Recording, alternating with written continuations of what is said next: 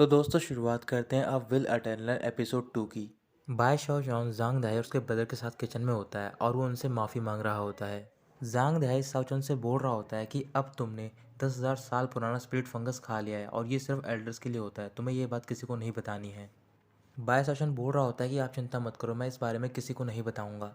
जांग दहाई बोल रहा होता है कि ये फूड तुम्हारी हेल्प करेगा, जो भी तुम में इम्प्योरिटीज़ है उन्हें हटाने में, और जो भी तुम्हारे वेन्स है उन्हें और दोबारा स्ट्रॉन्ग करने में।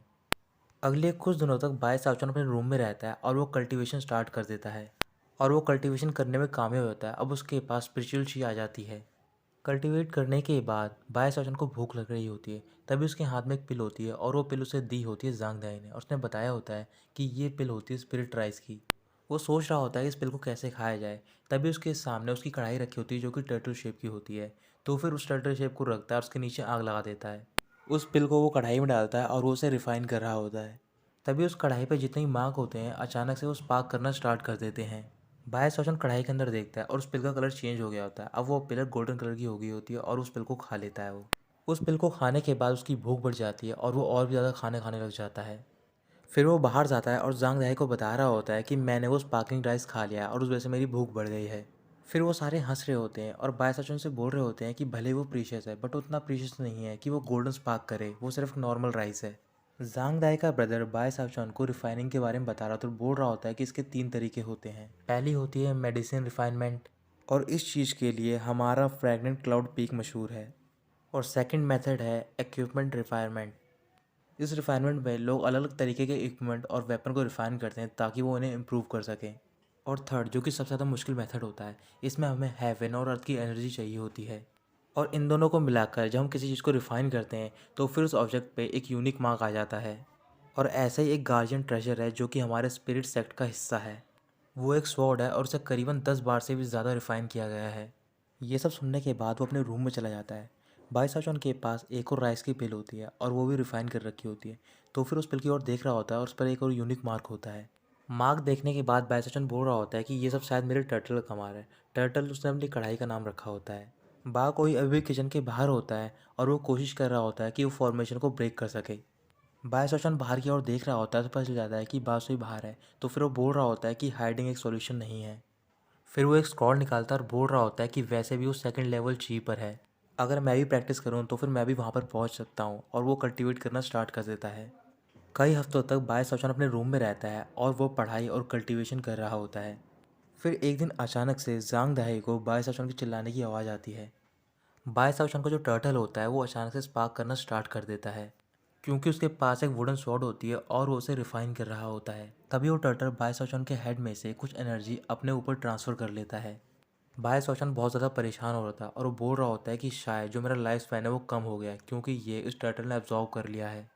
तभी जांग दहाई बाय सौचन के रूम के बाहर आता है और वो उसे बोल रहा होता है कि तुम्हें जल्दबाजी करने की कोई ज़रूरत नहीं है बाओ के ड्यूल के लिए।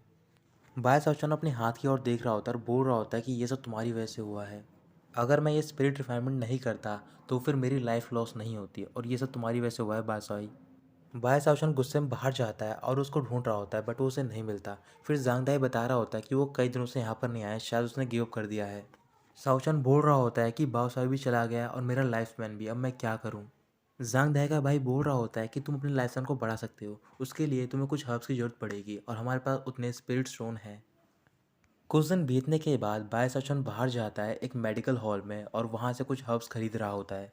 तभी उसका एक स्टोन गिर जाता है। जब वो उसे उठाने जा रहा होता है फिर वहाँ पर बादशाह आता है और उससे बोल रहा होता है कि तुम्हें अपनी प्लेस गिव अप करनी होगी।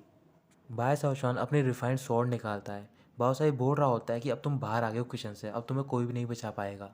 बादशाह के साथ में 2 और लोग आए होते हैं और वो सुपरविजन डिपार्टमेंट के लोग होते हैं। उनको देखकर बाय सावशान वहाँ से भाग जाता है और जो बादशाह होता है वो उसका पीछा कर रहा होता है। आगे जाकर सुपरविजन डिपार्टमेंट के लोग बाय सचन को रोक लेते हैं और उससे बोल रहे होते हैं कि हम यहाँ पर ड्यूल को विटनेस करने के लिए आए हैं। ये बात जांग दहाई और उसके भाइयों को पता चल जाती है कि बाओ साई बा सचौन से ड्यूल करने वाला होता है। जब वो वहाँ पर पहुँचने वाले होते हैं तो फिर उनके सामने एक सीनियर आता है और वो सीनियर होता है सुपरविजन डिपार्टमेंट का। उनसे बोल रहा होता है कि ये दोनों के बीच की बात है और उन दोनों का ड्यूल तुम पूरा होने दो। जांग दहाई जाने से मना कर देता है और वो उससे लड़ना स्टार्ट कर देता है। उस सीनियर का नाम होता है चेंगफी। और दूसरी तरफ बाओ साई बासाचौन पर हमला करना स्टार्ट कर देता है। जांग दहाई चिंगफै से बोल रहा होता है क्या तुम्हें लगता है कि तुम मुझे रोक पाओगे, क्योंकि हम दोनों सेम लेवल पर हैं।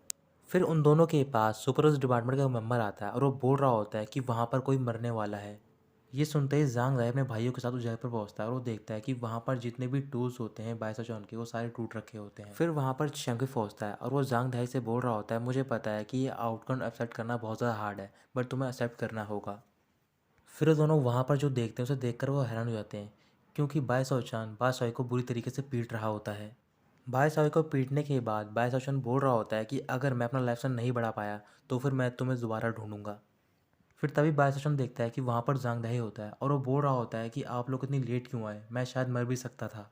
चैंगफे बोल रहा होता है कि ये सब पॉसिबल कैसे है, तुमने तो अभी भी सेक्ट ज्वाइन किया है और तुम उसे कैसे हरा सकते हो। बाओ साई चैंगफे से बोल रहा होता है कि हमारे साथ धोखा हुआ है, बल्कि बाइसोचान थर्ड लेवल पर है। फिर चैंग पे बाओसाई को उठाता है और वो वहाँ से चला जाता है। उनके जाने के बाद जांग दाई का भाई बाइसोचन से पूछ रहा होता है, क्या तुमने लाइसवन पिल रिफाइन कर ली है, तो फिर वो मना करता है। फिर तभी वहाँ पर एक बेल बजती है और एक अनाउंसमेंट हो रही होती है। वो अनाउंसमेंट होती है आउटर सेक्ट डिसिपल के लिए। कुछ ही महीनों बाद एक एडवांसमेंट ट्रायल हो रहा होता है। उस ट्रायल में सिर्फ 3 लोगों के लिए स्पॉट बचा होता है। जांग दहाई बाइसोचन से बोल रहा होता है कि तुम्हें ये सब सुनने की कोई ज़रूरत नहीं है, क्योंकि हमारे किचन में से किसी ने आज तक पार्टिसिपेट नहीं किया है। फिर बाइसोचन बोलता है कि ये मेरे लिए अपॉर्चुनिटी है और ये हमारे 5 स्टार किचन के लिए एक नया पेज लिखने का मौका है।